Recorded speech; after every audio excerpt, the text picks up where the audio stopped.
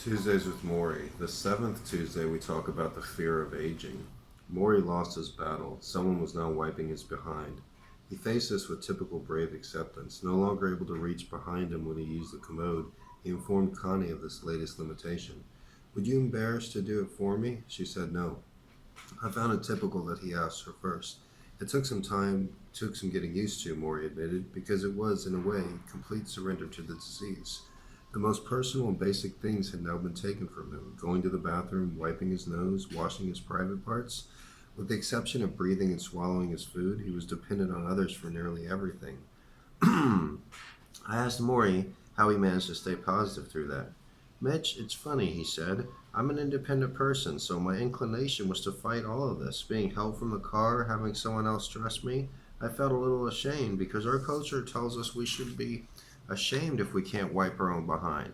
But then I figured, forget what the culture says. I have ignored the culture much of my life. I am not going to be ashamed. What's the big deal?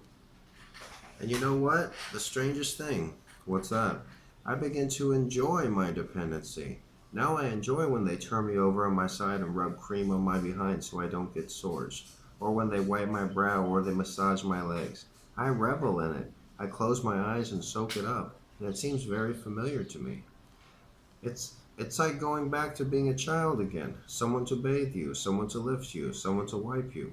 We all know how to be a child. It's inside all of us. For me, it's just remembering how to enjoy it.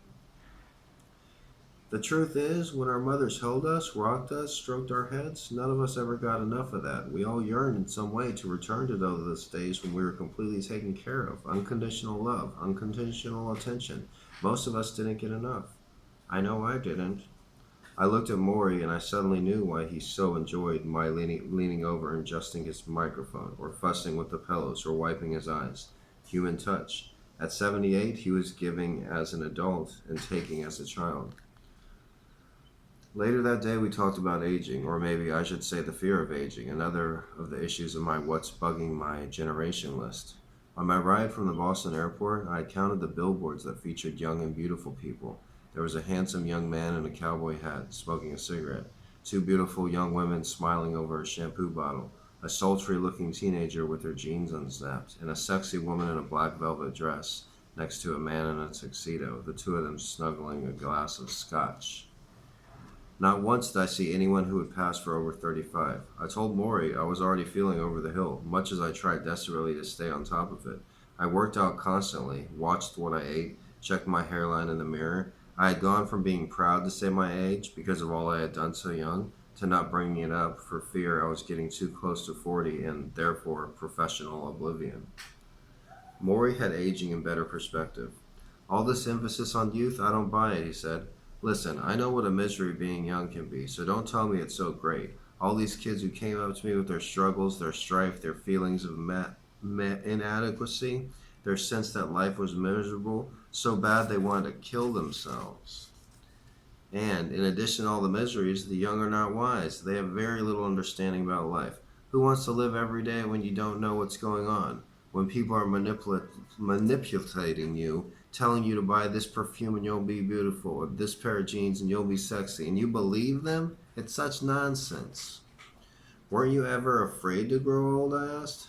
Mitch, I embrace aging. Embrace it? It's very simple. As you know, you learn more. If you stayed at 22, you'd always be as ignorant as you were at 22. Aging is not just decay, it's growth.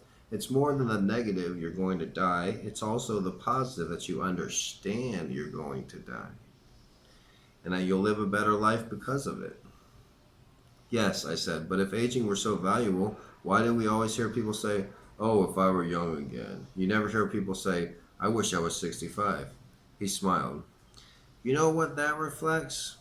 Unsatisfied lives, unfulfilled lives, lives that haven't found meaning. Because if you found meaning in your life, you don't want to go back. You want to go forward. You want to see more, do more. You can't wait until 65. Listen, you should know something. All younger people should know something. If you're always battling against getting older, you're always going to be unhappy because it will happen anyhow. And Mitch, he lowered his voice. The fact is, you are going to die eventually. I nodded. It won't matter what you tell yourself. I know. But hopefully, he said, not for a long, long time. He closed his eyes with a peaceful look, then asked me to adjust the pillows behind his head. His body needed constant adjustment to stay comfortable. It was propped in a chair with white pillows, yellow foam, and blue towels. At a quick glance, it seemed as if Morrie were being packed for shipping. Thank you, he whispered as I moved the pillows. No problem, I said. Mitch, what are you thinking? I paused before answering. Okay, I said, I'm wondering how you don't envy younger, healthier people. Oh, I guess I do, he closed his eyes. I envy them being able to go to the health club or go for a swim or dance, mostly for dancing. But envy comes to me, I feel it, and then I let it go. Remember what I said about detachment? Let it go. Tell yourself, that's envy. I'm going to separate it from now and walk away. He coughed a long, scratchy cough, and he pushed the tissue to his mouth and spit weakly into it. Sitting there, I felt so much stronger than he, ridiculously so, as if I could lift him and toss him over my shoulder like a sack of flour. I was embarrassed by this superiority because I did not feel superior to him in any other way. How do you keep from envying what? Me. He smiled. Mitch, it is impossible for the old not to envy the young, but the issue is to accept who you are and revel in that.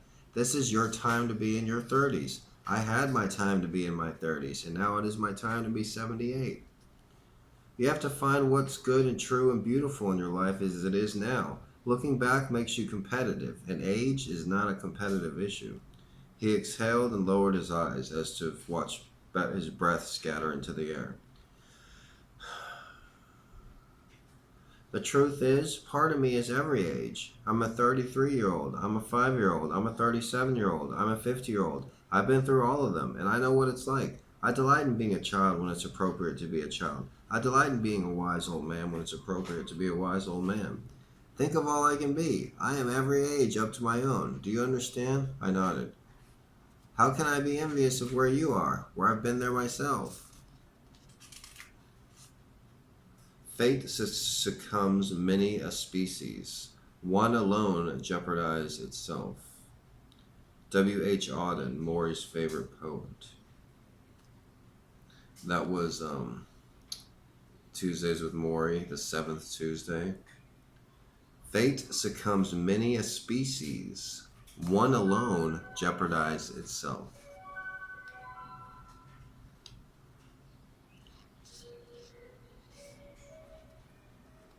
We're almost done with this book here, Tuesdays with Morrie.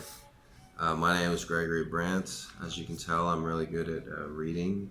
Um, Feel free to like this. Feel free, just like the video if you've watched it, like it, and then click thumbs up, and then continue reading. Continue watching in my other channels as well. There should be links to them. My original channel is Gregory Brandt. That's Brandt. And the book that I wrote is called Gonzo Education.